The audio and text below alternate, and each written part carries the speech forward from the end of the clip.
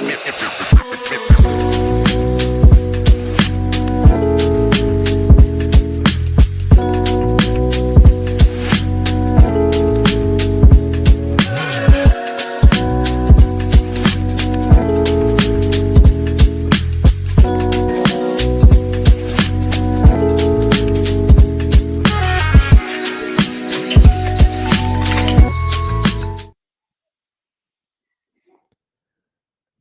morning, y'all. We are back with more of the DNVR Rams podcast. As always, I am your host, Justin Michael. Really excited to play my exclusive interview with Ali Farokhmanesh, the new men's head basketball coach, with you shortly. Ali was gracious enough to give me almost 40 minutes of his time on Monday, so you guys are really going to enjoy that conversation. My dog's barking in the background. Hopefully he'll chill out. I think he's just excited about the interview as well. We've got a lot to get into. We're going to play that interview around 10:15 a.m. So we'll get to that in just a second here. I did briefly just want to open things by talking about a kind of a crazy day in Denver sports. Obviously, the Nuggets dismissing Michael Malone caught a lot of us off guard. It's funny, man, how quickly things can change. Like a month ago, you're thinking about the future of basketball in this state. Nico Medved's here, Michael Malone's here. Now neither of them are in the mix. And of course, neither is the former Nuggets general manager, Calvin Booth. I'm not surprised, but when the news came down that Booth would be dismissed by the Nuggets, that they weren't renewing his contract, immediately got about 1,000 texts and tweets my way. Panicked from Ram fans asking, what does this mean for Carey Booth's future in Fort Collins? I personally don't think that this should change much. First of all, Carey is a Denver native. You know, he went to Cherry Creek High School initially before he went to a border or what am I thinking of? A prep program, a boarding program on the other side of the country. I think if playing close to his dad was really one of his biggest priorities, likely would have done that the first two times. I mean, he's already been to Notre Dame. He's already been to Illinois. You know, he was in New Hampshire for his final year of high school before that. So, I mean, it's been a while since he's had that opportunity. He could have done it the last couple of times, did not go that route. And honestly, I think the biggest reason that Carey is coming to CSU and the biggest reason that he signed so early in the process is he seemingly knows what he wants to get out of this, which is an opportunity to prove himself. He needs a chance to play. He needs a chance to develop. Saw significant action as a freshman at Notre Dame. Saw a major decrease in minutes this past year at Illinois.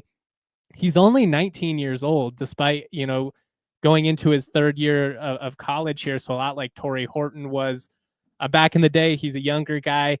Still, I think, has an opportunity to be a very talented basketball player. I do think that, you know, quote unquote, dropping down a level in competition, although we've seen firsthand just how dangerous Mountain West teams can be, but I think that'll be something that benefits him. I think his athleticism, his size, it'll make more of a difference, you know, against the Utah States of the world than it's going to against the Michigans and Ohio States of the world. I think that's a fair thing to say. He's still very raw.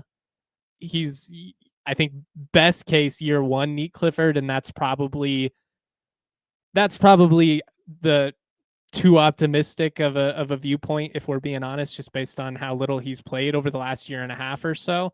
But I really don't think that this is an instance where Ram fans need to panic, like it's going to prevent him from coming to CSU or anything like that. I mean, obviously I can't speak for him. Things can change quickly in this modern era, but just based on the fact that he's already been to two other high major programs and he really needs an opportunity to develop, and CSU is the perfect fit. Seemingly he knew that from the beginning. It's why he signed so early in the process. Like, I personally believe that he signed, or that he entered the transfer portal with the intent of signing with CSU all along. And like, while maybe it was going to be an added bonus to have Calvin Booth, you know, working for the Nuggets while Carey's playing at CSU, I think you can make an argument, assuming that Calvin doesn't get another GM job for next year, and I guess we'll see what he does. He might actually be able to see Carey play in person more frequently by not being the Nuggets GM than had he been. It's kind of a pretty busy gig, and I really don't think anybody is blindsided here. Malone maybe, but Carey Booth and Calvin Booth, I doubt it. I imagine they had some conversations along the way of this could be in the mix. I mean, unlike Michael Malone, who still had 2 years on his deal after this season, Calvin was in the final year of his deal. We're now 3 games away from the end of the regular season. If he hadn't gotten a new deal by now, the writing was pretty much on the wall. I'm sure in the back of their minds, they knew it was a pretty decent possibility that his time with the Nuggets was going to come to an end. And I do think how the team has performed of late has probably expedited that process. Maybe you let Malone and Booth, ride it out if things were trending a little bit better going into the playoffs. But I just wanted to open with a few thoughts on this because I got about 100 tweets on it. I couldn't get back to everybody. I understand the questions. I understand the concern.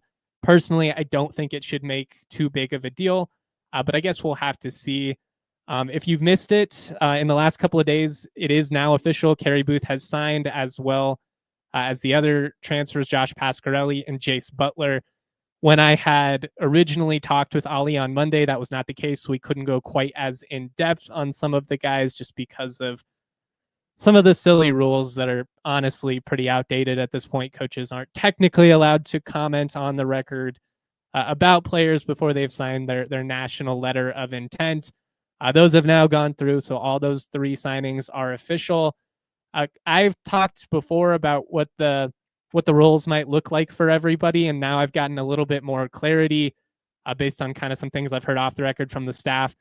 I talked about Butler and Pasquarelli, how they're both combo guards, how maybe they could play the point, but they both look more like 2 to me, 2 guards to me. I would say that Pasquarelli's passing stood out more.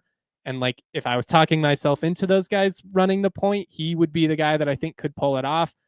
It sounds like the vision is more for those guys to be replacements for Jalen Lake and Nate Clifford than, Kyan Evans or, Isaiah Stevens running the point.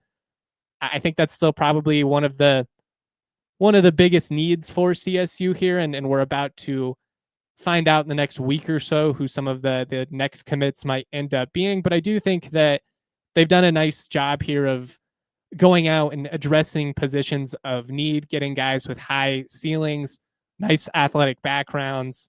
They're going to have a lot of size. I mean, especially if those guys are playing the 2 and the 3. Booth probably somewhere in between a 3 or a 4. We'll see what he ultimately ends up doing. That'll probably depend on the front court as well. You've got Jorgensen back, you've got Bemba back, you've got Japa back. So you have an opportunity to really go pretty long if you want to. And I think that could be a strength for CSU and something that they're able to lean on that they weren't necessarily able to in years past.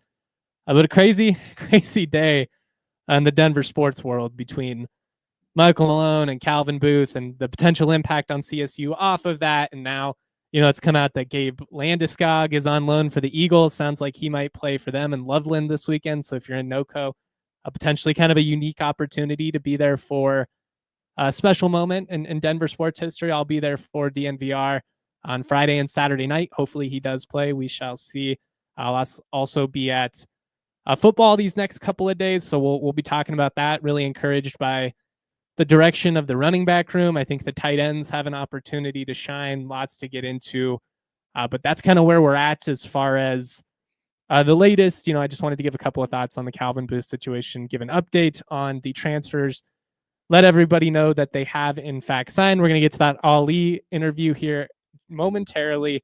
The last thing I'll say, and I don't really have anything like crazy articulate to go into here as far as like the Mike Malone signing and, the dynamic of being a coach and how challenging it is. I mean, you're less than 2 years from delivering this city, this franchise, its first ever NBA title. Less than 2 years later, you're getting shown the door. It's a good reminder that most coaches, even the great ones, rarely get to leave on good terms for both sides. Like usually it's a breakup one way or the other, whether it's the coach getting fired or choosing to leave for a different destination. I've said my piece about Medved leaving. I feel like all things considered, he left on about as good of terms as you could hope for in this spot. But I mean, it really is a good reminder of how sports tend to go. And the truth is most coaches end up losing their gig one way or the other. Mike Shanahan got fired. Mark Crawford got fired less than 2 years after delivering Denver its first pro sports title. Sonny Lubick obviously got fired. It's just kind of how it goes. And it makes you kind of understand what Buzz Williams is thinking when he jumps from school to school. Former CSU assistant under Dale Layer, most recently was at Texas A&M before taking over for Maryland. He's been pretty honest about liking to go into new schools that are down, build them up, and then jump and ship and go into the next project, because when you stay too long, the expectations shift and it no longer becomes about, you know, what the job was when you came. The expectations are now what have you done for me lately? It's all based on right now. And, you know, Michael Malone, the Nuggets were an absolute disaster before he came in a decade ago. One of the worst stretches in franchise history for a couple years there. It was bad. It was really, really bad in the Shaw era. He came in, revitalized the franchise, but we're not in 2025 thinking about that now. Like, where was this franchise in 2014? We're thinking about where was it in 2022, 2023. And it is going to be interesting just kind of how that impacts CSU in the coming years. You know, the standard has been raised, and for better or for worse, that is going to lead to pretty high expectations. And Ali Farokhmanesh has been pretty honest about not just wanting to sit on the foundation that has been laid here. He wants to take it to the next level. And I think there's a great opportunity to do that. I think with the resources at this staff's disposal, there's no reason that CSU can't be at least on like a San Diego State level. And I'm not saying go to the national championship game, but where it no longer becomes, it's still exciting, but it's no longer a surprise when you get an NCAA tournament bid or when you get multiple bids in a row. It just becomes the standard of what's expected for your program. And I think that's closer to where CSU is at now. I think the staff has done a good job of putting themselves in position to be able to take the torch and run with it and continue on the trajectory that this program has been on now, this upward ascension that's been really a 5-6 year ordeal. A little bit rough when they came in. They rebuilt the roster, they rebuilt the program, and it's a really attractive spot going forward. And it shows with the types of players that Ali has been able to land, despite the fact that he's a first-year head coach, despite all of the unknown. It is clear that the national expectation, the national opinion of CSU basketball has been elevated, even getting some votes in the top 25 poll here at the end of the year. The AP poll is ridiculous. There's so many flaws in logic when you actually go through and you realize just like how little some of these voters are actually watching the games. But I did find it interesting that Memphis came in at number 25. CSU basically came in at 30. They received the most votes of anybody in the Mountain West. I think it was like 46. New Mexico received some votes as well. I don't understand the logic of if CSU beats Memphis by 8 in the NCAA tournament and then had Maryland on the ropes, who came in at number 9, a top 10 team in the final poll. Maryland's a top 10 team. Memphis is a top 25 team. CSU very easily could have beaten them both, but they beat Memphis by 8. How is Memphis ranked, but the Rams aren't? Where's the logic in that? But it doesn't really matter. We're going to get to that interview here with Ali Farokhmanesh. Shout out everybody rocking with us live on YouTube. If you wouldn't mind giving us a thumbs up, saying what's up in the Toyota chat. I appreciate all of you guys. Real quick, we are going to take a momentary breather. We are going to pay the bills and shout out a couple of our partners. With Empire Today, you get shop at home convenience, the right product for your needs, quick and professional installation, and a price match guarantee. Empire Today is the best place to get new flooring. So, of course, they've got copycats out there, but those copycats, they can't touch Empire, not on their quality, not on their service, not on their speed. So what they do, they just try and overwhelm you with thousands of low quality products that frankly, they wouldn't put in their own home. Empire isn't necessarily going to guarantee you the lowest price out there, because anybody that does that is trying to sell you flooring you wouldn't put, or they wouldn't put in their home. So why would you want to put it in yours? Their virtual floor designer is a great way to see how any floor will look in a space. Just snap a picture, boom. It's a lot of fun to mess around with. What would this look like in my living room? What would this look like in my kitchen? You can schedule a free in-home estimate today. All listeners can get a $350 discount when they use a promo code DNVR. Restrictions do apply. See EmpireToday.com/DNVR for details. I also want to talk to you guys about Lucy Nicotine. Lucy Nicotine, one of my personal favorite partners. I mean, they're all my favorite. Don't get me wrong. But I love Lucy. 100% pure nicotine, always tobacco free. What I really like about their breakers pouches is, unlike some of them, with the flavor capsule that gets released, it's just a little bit more moist in your mouth, a little bit less of that nasty paper feeling like you're chewing on a straw wrapper or something like that. My personal favorite flavor is mango. I like all the fruity flavors, but you can't really go wrong. Cinnamon is awesome. Mint is really good. Go to lucy.co/DNVR. Use the promo code DNVR to get 20% off your first order. That's a significant savings. Lucy has a 30-day refund policy if you change your mind. Again, that's lucy.co. Use that code DNVR to get 20% off. Here comes the fine print, y'all. Lucy products are only for adults of legal age. Every order is age verified. Warning, this product contains nicotine, and nicotine is an addictive chemical. All right, that's enough of me rambling here. I know you guys all want to hear the interview, so let's get to that. Big thank you to Ali Farokhmanesh for giving me the time of day to do this. It's a really busy time of year with recruiting, the portal, everything going on. Like, for him to do this, it speaks to his character. Not a lot of coaches would do that in his situation. And a big thank you to Ryan Pfeiffer of CSU Athletics for making this all come together. I know you guys are going to enjoy the conversation. So without further ado, my exclusive interview with Ali Farokhmanesh. Very special guest today. We have Ali Farokhmanesh joining us on the pod for the first time as head coach of the men's basketball program. Been on with us in the past as the lead assistant. It's been a whirlwind. The guys are busy recruiting. They've got all kinds of stuff going on. I guess first things first, just how are you doing, man? How are you and the entire Farokhmanesh family, adjusting to this new life? Man, it's been awesome so far. I think the weirdest thing, I was telling Mal the other day, I think it was on Thursday or Friday, and I was like, how long has it been since the press conference? And she's like, it's only been 7 days. And I'm like, man, it literally feels like about 75. So in that sense, a lot's been going on, a lot of changes. Even Mal looked at my phone the other day and had like 34 missed phone calls in one day.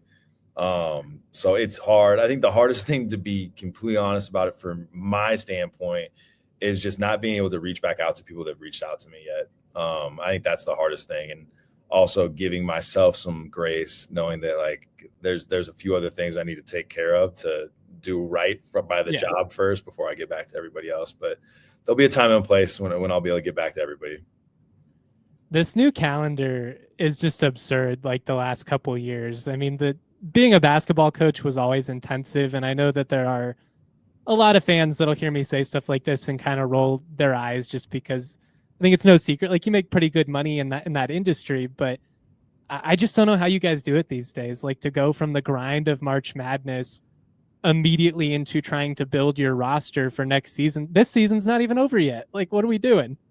Yeah, that sucks, to be honest. I think it's bad for the kids. I think it's bad for the players, the coaches. It's not the timing of this is awful. It's the same thing with football, though. Like, they don't celebrate their season; they just go into the portal.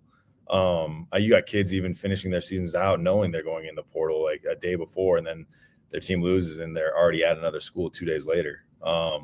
It's hard, and I don't blame the kids and I don't blame the coaches. It's the scheduling, and there needs to be some leadership changes, or some leadership needs to step up and make some changes at some point too, because I think it's in the long run, it's hurting the game of basketball. And I think that's the overlying problem with all this is we've all become a little more greedy. We've all wanted to take certain things away, and it's led us to this point of there's a little too much greediness in college basketball from both sides of the fence. How surreal was all that, just to go from, I mean, you guys are on a double-digit win streak. Like you've won the Mountain West. You won a big-time NCAA tournament game. You're right there in the heat of the battle.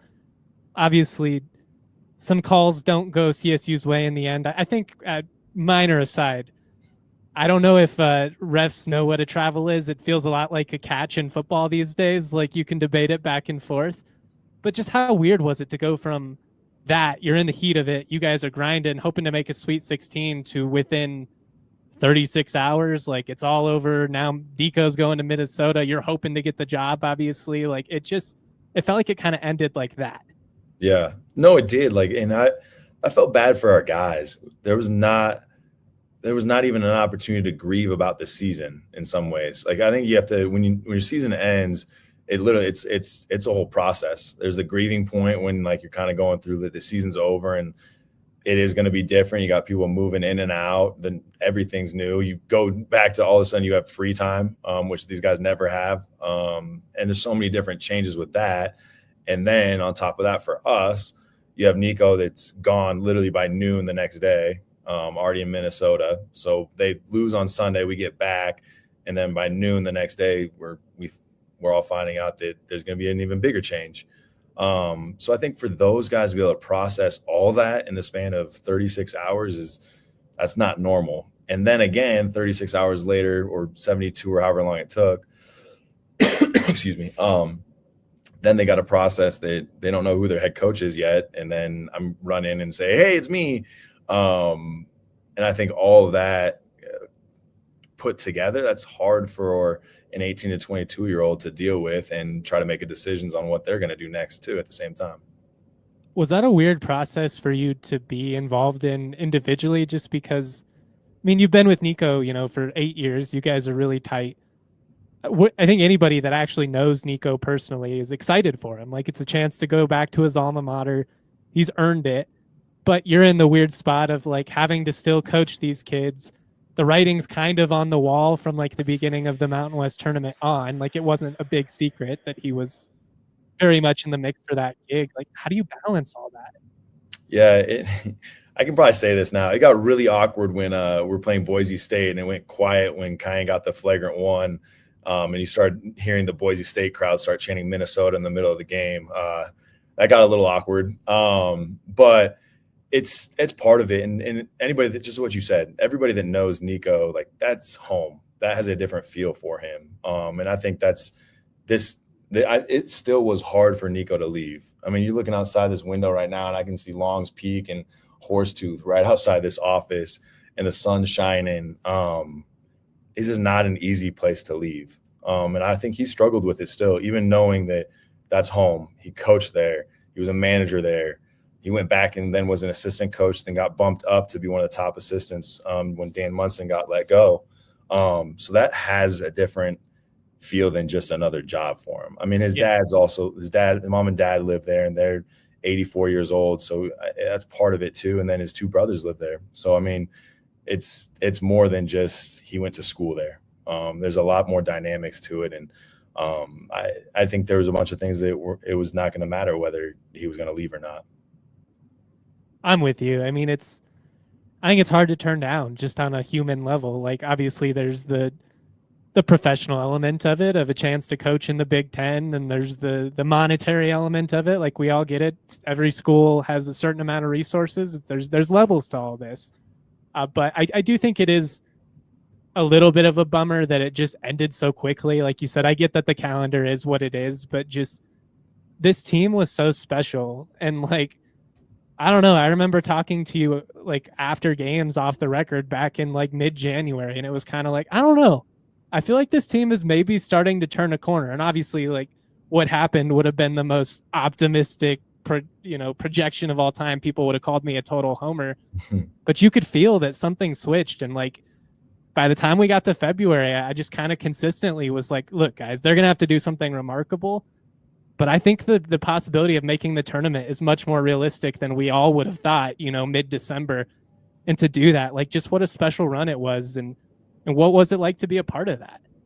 It was awesome. Like that was the most fun I've had coaching a group in my entire career. They bought into the individual development, the team development. They stayed with it when things were bad. And it's hard. I think that's the hardest thing, especially for a guy like a Bowen or Ethan Morton, that this is their last year and we're sitting there 5-5. And the only thing that Ethan and Bowen talked about was going to the NCAA tournament. So you're dealing with that also, those expectations. And we kind of let go of everything. And I think we never talked about the NCAA tournament. We never talked about winning games, even, to be completely honest. It was more just like honestly sticking to the process of what we're trying to build, and each individual continuing to get better. And our staff did a great job of diving in on that. We've got even more intentional about how these guys were going to improve, and their buy-in. That's great to have all those things, right? You have to, like, if you want to have a chance, but the number one thing you have to have is buy-in from that. And everybody did, even our fifth-year seniors that, they got 4 months left or 3 months left in their senior year, and they bought into even growing their games. And I think that's what we have to rely on in this program. And I think the best programs in the country, that's what they rely upon too, is you got to get talent in here, but then how do you develop it from there? How did it feel to finally kind of get over the hurdle there? Because, like, you guys have been a really good program for, 5-6 years now, really, since you guys came in and established your foundation, sent guys to the league. You had Roddy and Stevens and all this, but it just kind of cracked me up. Like, and I mean this endearingly, but for this, group of misfit toys to like come together and that be the group that wins the first conference championship in 20 something years. To me, this is, in a modern era, kind of like what's romantic about college basketball. Like, this is what it's all about, is the group and the team. And maybe on paper it wasn't the flashiest team you guys have ever coached, but they sure as hell were one of the toughest teams I've ever seen. Yeah, and they were connected, and that was what was fun. Like, they were really connected. And when you have two of your best players that are your most unselfish guys, and Neek and Lake, you always have a chance. And those dudes showed up every single day. And that's the best example we can have from our culture, is just look at Jalen Lake. I don't have to really say much else after that. Like, you can figure it out from there. But it's this year and this team, and it was funny, I was telling Nico that I think it was after we won the Mountain West tournament, and I just looked at him and I was like, after all the teams that we've had here, did you think this was going to be the team? You know what I mean? Yeah. You totally. Go back to Roddy's team. That Roddy team, John Tonje is going to be in the NBA now. And you had Roddy, Zay, and John all on the same team. So you had 3 NBA players right there. And then you go back at not this past year, but the year before. You got all 5 guys that graduated and left, all playing professionally at some level. So we had, like, it's crazy to think that this team was the best one or that did the most or whatnot. But shoot, they really did. No one else can say that. It's hard to argue against everything that they did this past season. And then you can argue, like, if that team from the year before didn't have to play in the play-in game, maybe they make a little There's bit. There's a lot of context too, for sure. Because we had no chance with the amount of rest we got for that Texas game. But this team did it, and they showed up every night, and they're 3 seconds away from a Sweet 16. And I don't think anyone would have said that after the loss at Colorado or the loss versus Riverside. I sure as hell didn't. I struggle because I'm so proud, and like, it was so much fun to get to go on this run that, like, I really can't ask for more objectively. But it stings for me knowing that you guys proved you belonged. And I think that's how, like, a lot of Ram fans feel. And it's cool. Like, you guys went to the tournament, you proved you belonged without a doubt. You beat Memphis, you had Maryland right there on the ropes. But that's what stings for me, is just always the what if of, like, man, this group deserved a Sweet 16 just after everything they've been through. Like, the travel call, put all that stuff aside, just the effort that this team put in. Like, I feel like they deserved a little bit better than they got, but it was also kind of perfect, because we all know this is what sports are. Like, it's a lot of heartbreak. No, absolutely. And it's hard. Like, that's what you love about sports, right? It's 3 seconds is the difference between us going absolutely insane and that it changes your whole outlook on what's next. And you feel the complete 180, the opposite direction. And there's not very many things in life that you can say that about. And that's why we love this. That's why we show up every day, and it's addictive in some ways. But absolutely, I think that's the hardest thing. Any season's hard. No matter when we were going to lose, it was going to be really hard, because I love showing up every day. Like, it's not, I'm going to miss, I'm sure in next November I'll say, like, yeah, I missed Neek's 20 and 10, but I am going to miss more so just seeing Neek every day and seeing that smile, seeing Ethan Morton walk in the gym and like he's just ready to go and excited to be here. Bowen Bourne just diving on every loose ball and like his blood is just all over Moby. Like those things, I'm going to miss that more so than just them being great basketball players. But in November, you ask me that again, Justin, I'll probably miss him too. That's fair. I mean, he's pretty good. Made your guys' job a little bit easier. I guess kind of off of that though, then just, I mean, obviously it's going to be a massive challenge trying to make up for what has been lost from a leadership standpoint alone. I mean, the buckets too, obviously, but Neek, Lake, like those are staples of the program. How big was it though to be able to maintain just a little bit of continuity, like getting guys like Bemba and some of these people back that have been in the program and Shelton and some of these coaches so that it's not a total reset like going into next year? No, absolutely. I think that was the main reason that I wanted to stay, is I thought we could keep some continuity. Now it's harder than ever. And I don't blame kids at all for if the money is the best route for you or that's what interests you the most, well, then that's up to you. That's your prerogative. And it's hard for me to really tell these kids to turn them down. Like it's life-changing money in a lot of these instances. Right. Yeah. And I think that's you have to weigh those decisions still. Like just because that's life-changing money, like our situation is very competitive. Like it's not like we're pushing pennies for these guys over here too. But like it's going to be a difference, and there's always somebody else has more money somewhere.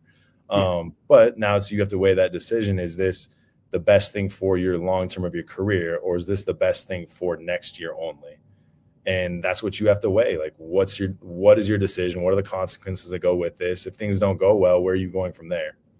And I think those are the hard things that you got to weigh when you're making this choice. And the best thing for us, we've had proof now that, yeah, if you stay, things have worked out for a lot of guys that have stayed here. And that probably goes into next year's roster too. Justin, is just, we've also had a returning player that had the opportunity to go to the NBA coming back for the last 4 years in a row. Mm-hmm. And we don't have that this year. This is the first time we haven't had that now. So it's a completely different dynamic than what we've had. And it's going to be different. We're going to have to build the culture a little bit different. We're going to have to be even more intentional of how we set it. We'll let it happen organically because each team's different. But I think as a staff, we have to be able to intentionally put them in situations to let that culture get built. Don't go anywhere. We've still got another 20 minutes with Ali Farokhmanesh. Really poignant commentary there in terms of the portal, the money. I think if you're kind of reading between the lines there, they're going to lose a couple of guys this year who got bags and good for them. But the future of this program is very bright. And while they might lose a couple of guys to the portal, you should know that the financial investment, the commitment from, people that are wanting this program to succeed, it's significant. And we're seeing it. The results are there with the type of guys that CSU is in on this spring. Real quick, I do want to shout out a couple of our partners. We'll do that, and then we're going to get right back to that conversation with Ali. Between work, life, everything that gets thrown our way, it's easy to get worked up.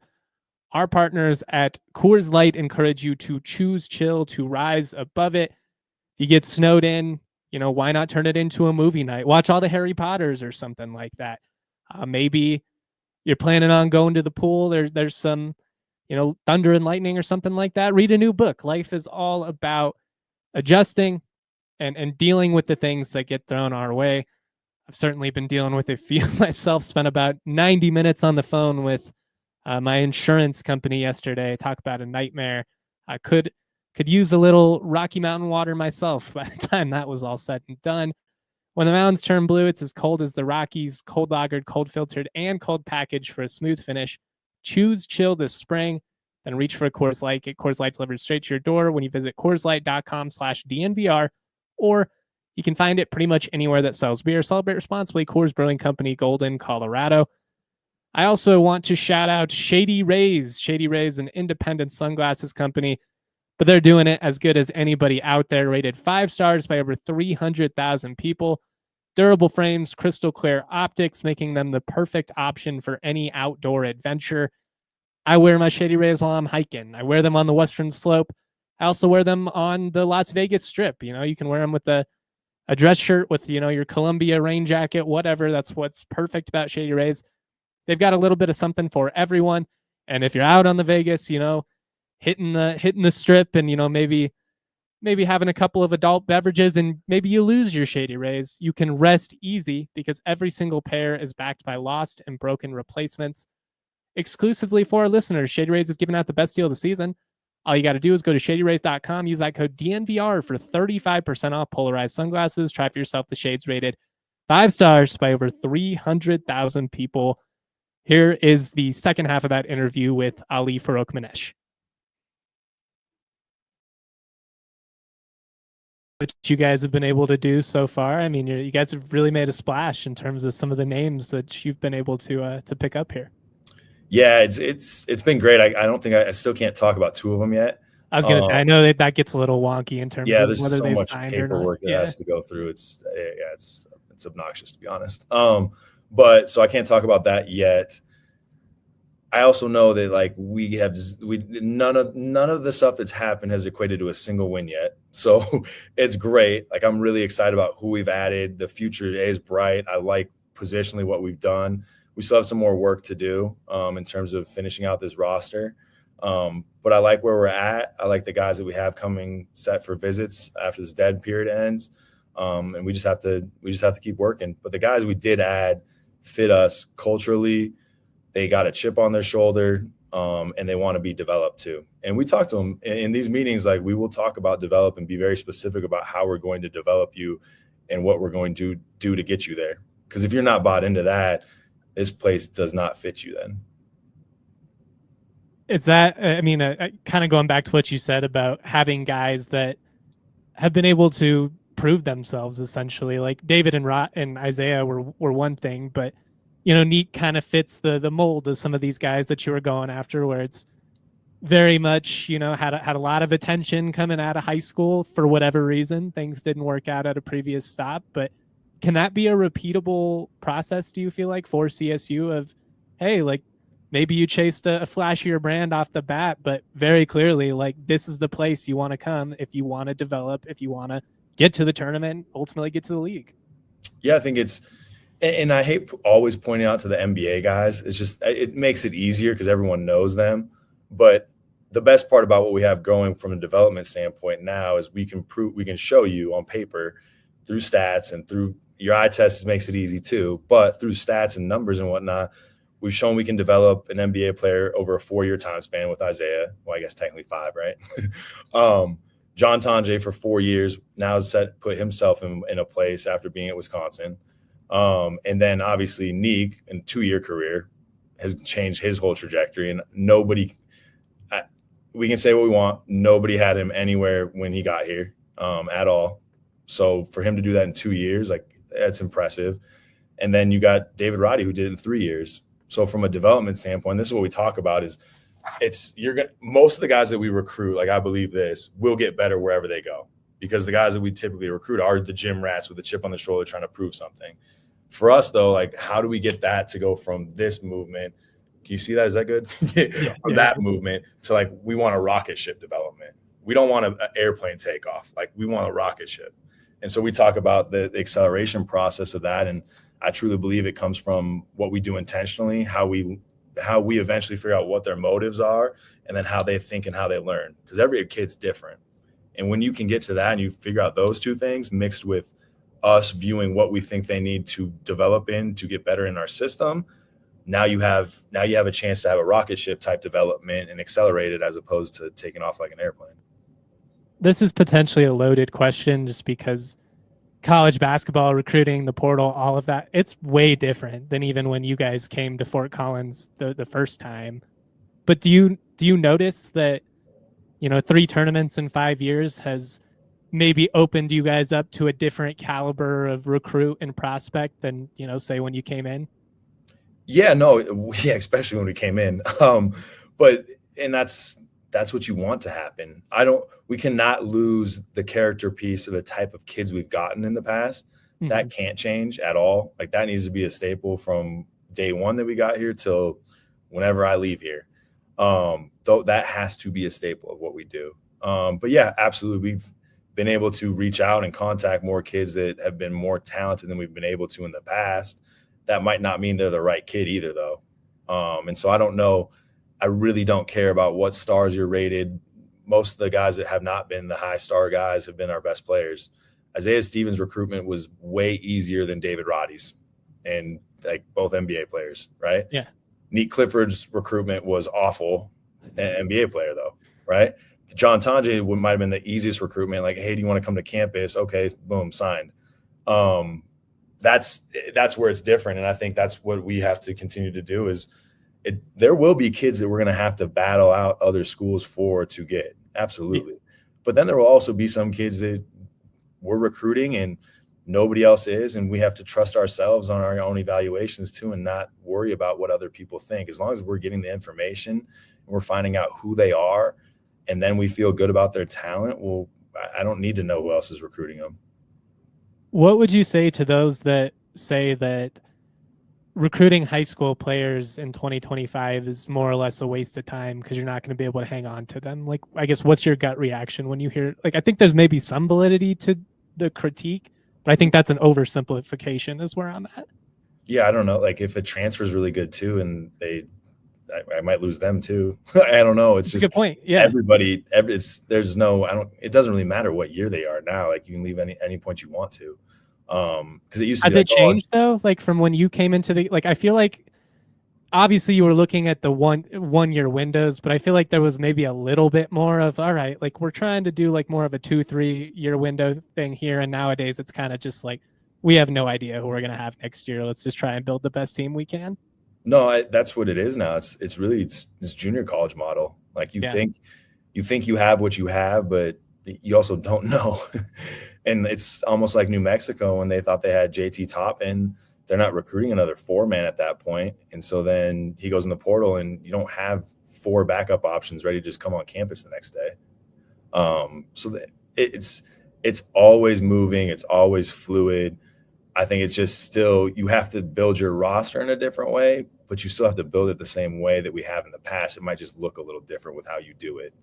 In terms of freshmen, though, like I'll always recruit freshmen because I think that's, for us, we've always been able to develop our players. Yeah. And I think if we see kids that fit us and who we are, and I'll be honest, there'll be certain positions that will recruit more so as freshmen because they're harder to get in the portal also. So like, to be completely honest, we'll always be recruiting a point guard, a 4-man, and a 5-man.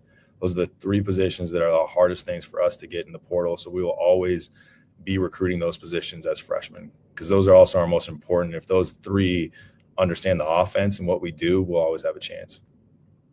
How similar should the Ram fans expect the offense to look like? I mean, obviously you've had a pretty big part in what CSU's done offensively these last couple of years. So it would surprise me if it was going to be way different, but you've also made it clear, like, hey, I'm not MedVet either. Like, this is going to be my own program. Yeah, we're going blocker mover. No, it's going to be very similar. And that's part of the reason why I never left is I believed in a lot of the stuff that we did here.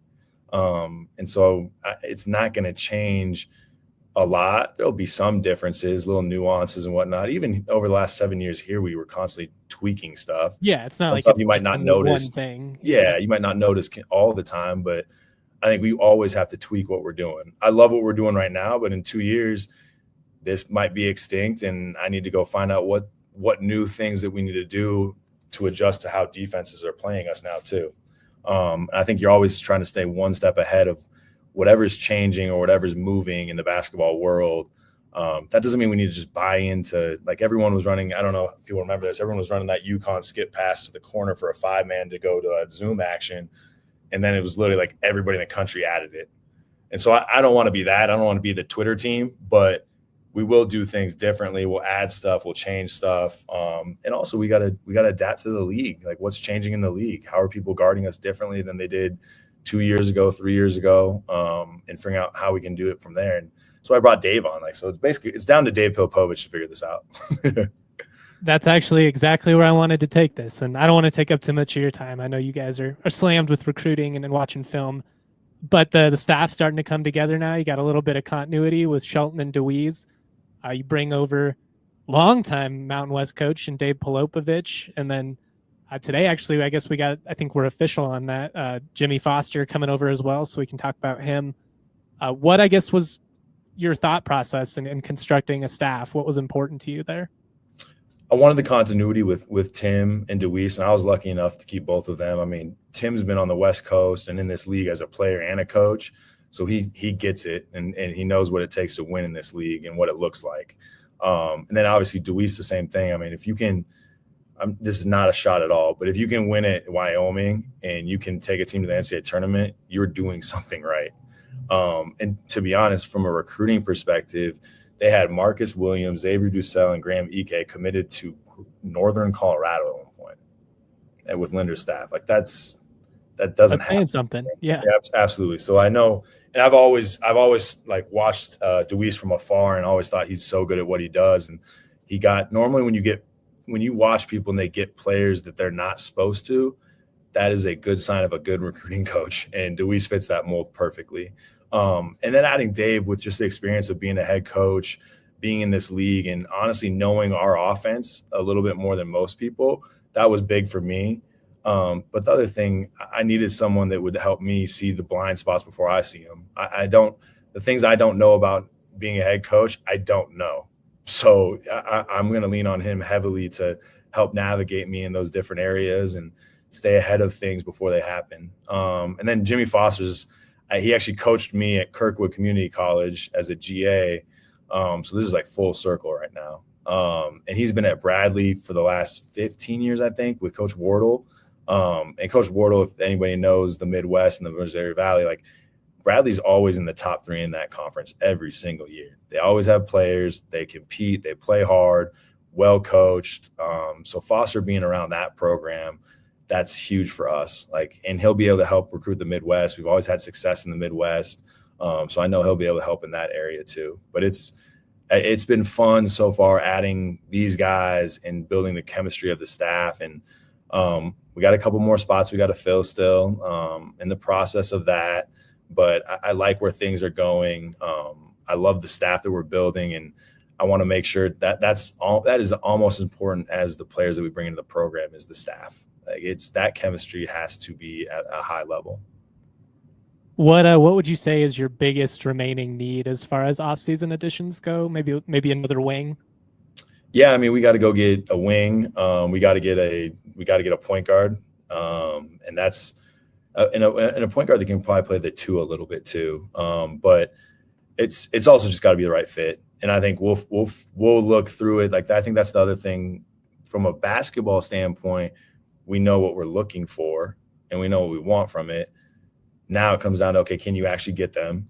And then the other thing, the personality fit. And we're big on that. And so there's a couple kids that we've been looking at that we have some profile information from them, and we passed on it. And it was because I didn't think it fit with the guys that we had already. And knowing the new guys, they've done the personality test too. So fitting that in with the basketball, that's a key component for us too.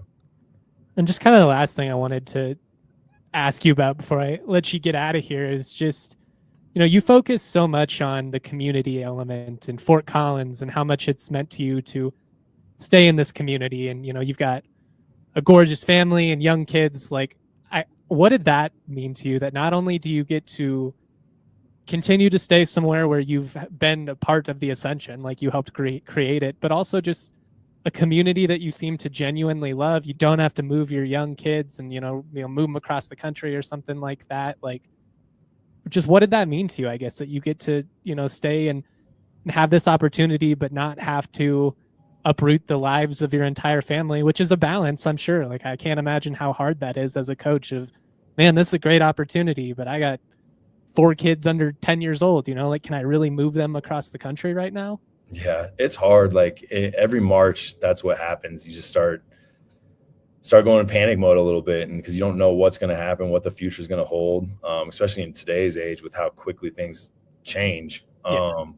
And it's hard for my wife. Like, every March, it is stressful. Her anxiety levels go up tenfold. And I think that's the hardest part with this job. But the best part for me is because I grew up in Pullman, Washington, when my parents were at Washington State, and I was there for 15 years. So I got lucky. Most of my life, my adolescent life, I got to spend in one place. And so far right now, like my kids have been here now for 7 years. This is going on 8. And this is for 2 of them. This is all they know. And honestly, even my daughter, she was born in Iowa, but moved when we were 6 weeks old. So this is home, and this is all they know as home. And I think that's what's special. That's what I was lucky enough to have that as a kid. And I know I'm lucky enough as an adult and a father now that I've been able to give that to my children up until this point also. And this is it's a pretty decent place to call home. Do you think you were more excited, or Ty was more excited about you getting the job? I was excited. I was pretty damn excited. But Ty was pumped too, because he wanted to stay on his flag football team. That was the most important thing to him. Hey, he's a loyal guy. Yeah, I love it. Exactly. He's got teammates to do right by. Just the last thing I want to ask you is, you said you want to take this program to the next level. You laid the foundation under Medved. I mean, we could point out 8 million things that you guys have done in the last 5 years that are pretty unique for the history of this program, whether that be winning 14+ league games, winning a conference championship, sending guys to the league. Obviously, it's kind of a weird time, just given that you're going to be going into a different league in not too long. But what does that mean to you of taking CSU basketball to the next level? The consistency of what this program has been put at in the last 5 years, I think we have to maintain that. And then how do you take this thing to that we're at the point where you're every single off season, we're like, all right, they're building a roster for an NCAA tournament team. This is what they're going for in the non-conference. You see that with our scheduling. That's what we need to be doing every single season, is how do we put a roster together to compete for a Mountain West championship? And then how do we build a non-conference schedule that gets us ready for the Mountain West, but also puts us in position to get in that large bid? And we've been doing that the last 5 years, but that has to be what we do every single year now going forward. And then now when we get to the tournament, can we make a run? And do we have a roster that can play multiple styles? Because you and I know it comes down to matchups. So the best teams are the ones that can play multiple styles and win with them. And that's what we have to get to. Can we be a team that when we're making threes, like, we're going to be hard to beat. When we're not making threes, we can still punish you inside and guard and rebound on the other end of the floor. And that's what this team got to this past season, is we could win in a variety of ways. And that's what we have to build this roster to be. How many different ways can we win basketball games in this league that's going to prepare us for the NCAA tournament going forward? Have you even had a chance to celebrate yet? Like, have you gotten to take Mallory out to a celebratory dinner yet? We have not yet. I have not. We have not. I assumed not, to be honest. Just you guys are so busy. Yeah, we had this weekend. It was a lot slower because it's a dead period right now, recruiting wise. So we had this weekend, but then with 4 kids, I ended up at the Denver Broncos stadium for a flag football game, and then had 2 flag football games at City Park on Sunday. So it's when I have downtime, it's just more sports. I don't blame you. I think you owe her one though. I think you this summer you're gonna have to do something. When special. Does this go on, Justin? Like, don't get me in trouble yet. We can cut the end. Don't worry. Yeah. Thank you so much, man. This was an awesome experience, and obviously, all of us that have been around the program, we know how much you put into this and how hard you've worked to get to this point. And I tweeted it, but sometimes you don't have to overthink it. And I think that was the case with you. You were the guy very clearly, and I hope it means something to you, like how much this community is behind you. And it's not like a phony thing, not a, we hope he stays because, otherwise we're going to lose all our players. It was like a genuine belief. And no, this is the dude. He's going to do it the right way. He's going to land players and he's going to win. And we're all really excited. It's been awesome, Justin. Like, obviously you've been supportive of me since the day we got to meet, but it was really cool to see the outpouring of people that reached out to me, to Mallory. It was felt. Again, I haven't been able to reach out back out to everybody yet, but just know, like, it really was truly felt, and it made me happy, but it also made me realize why I love this place and why I don't want to leave. And it's exactly that. There's so many things about this place that makes it amazing, but to be honest, it's the people that have made this home for me, and that's why. And I felt that with the amount of people that reached out to me, like, that's 100% why I wanted to be at Colorado State. So much love to Ali Farokhmanesh. Big thank you to the Colorado State men's basketball program for getting us that access. It's not common around the country, I can tell you that, especially at this time of year with everything the staff has going on, for him to take 40 minutes to talk about this past season, his future for the program, what he wanted in building his staff. I really am so grateful for the opportunity. I did want to hit on just a couple of things before we get out of here that stood out to me that he said in that second part. The one thing, and I think this is pretty obvious for anybody that's followed the situation, is that it's not just about acquiring talent. The reason that this program has been able to be in the competitive place that it's in recent years is a lot more due to the type of people that they're bringing in. Like, we see it in the league all the time, and I think schools like Nevada are a perfect example of this. You might get a lot of guys with great athletic profiles, all the recruiting stars, all the hype coming in. If they're not going to be a good fit in that locker room, if they're not willing to do the things that are going to contribute to winning, it really doesn't matter how high you can jump or, how great someone said you were when you were 18, 19 years old. You need guys that are going to do the right thing every day. And when you have players that are genuinely NBA caliber talent, but with the mindset of a gym rat that is just trying to scratch and claw for any little opportunity they can get, you can have some pretty incredible things happen. And I think we've seen that in recent years with Isaiah Stevens and David Roddy and Neat Clifford. And it's not just that those guys were really talented, it's that they were remarkable people. And I think the greatest strength of this program is the type of people that they choose to associate with. And it really is the biggest reason I think that there's an opportunity to sustain this. He talked a lot about, what we've essentially compared to San Diego State. It takes a while to establish the foundation, and they've done that. Now you want it to get to a point to where, making the tournament is the expectation. And it's, not just hopefully we can get a bid. It's, maybe we can make the second weekend this year. Maybe we can make a Sweet 16, an Elite 8, something like that. There's no reason that CSU can't be one of the best mid-major programs in the entire country. I think the future of basketball is very bright in the Pac-12. I'm really looking forward to seeing, those battles against Gonzaga and San Diego State. And obviously we'll see what happens with the rest of the realignment stuff. But I'm very, very excited about the future of this program. I think they've got a great opportunity to build off of what's been established here. And I very much agree with him that it's not just about, getting guys that can shoot the ball and offensive flash and some of the stuff that I think maybe allowed CSU to succeed early on in the Medved era when you were still kind of in the in-between stages of getting it out of the wreckage that Larry Eustace left behind and more to a competitive standpoint. There were a lot of glue guys that were really integral along the way, the Adam Thistlewoods, the Kendall Moores of the world, even, Nico Carvaccio and Chris Martin, some of those veterans that chose to stick around. It took a while. It took a couple of years, but they've really been able to take things by the reins here and run with it. And I just think that there is a pretty good opportunity for the Rams to be quite good under Ali Farokhmanesh in the next couple of years. Obviously anything can happen. Things can change really fast, but it would shock me based on everything that I know about him as a man, everything I know about him as a coach, the way that he conducts himself, the way that he elevates players. I mean, David Roddy, Isaiah Stevens, Neek, all these guys, I've talked to all of them about it.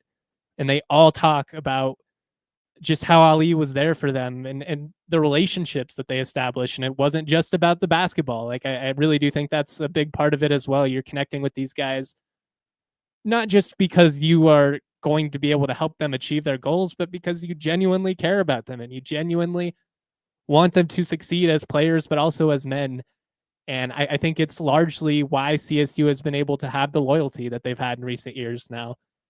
The numbers that are getting thrown around this spring, it's a whole new world. And honestly, the fact that CSU's been able to maintain some continuity within the roster, maintain some of these underclassmen is great. It would have been awesome if they'd have been able to hang on to Croc. That didn't happen. I got somebody in the Toyota chat asking, any chance Kyan Evans stays? Technically, it's possible.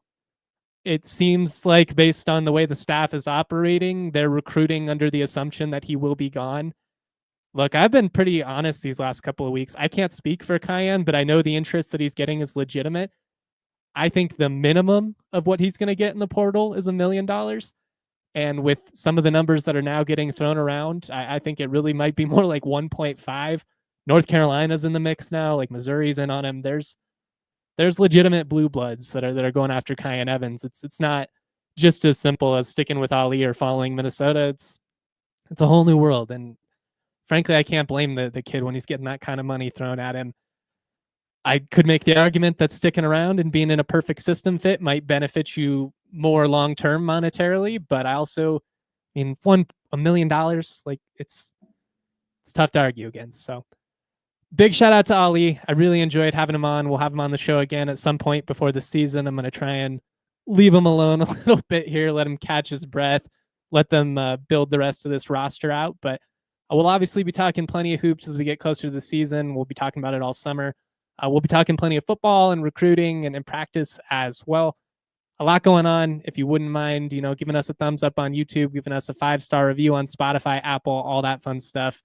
You guys help us make this mission possible. I certainly would not be in the position I'm in without all of Ram Country.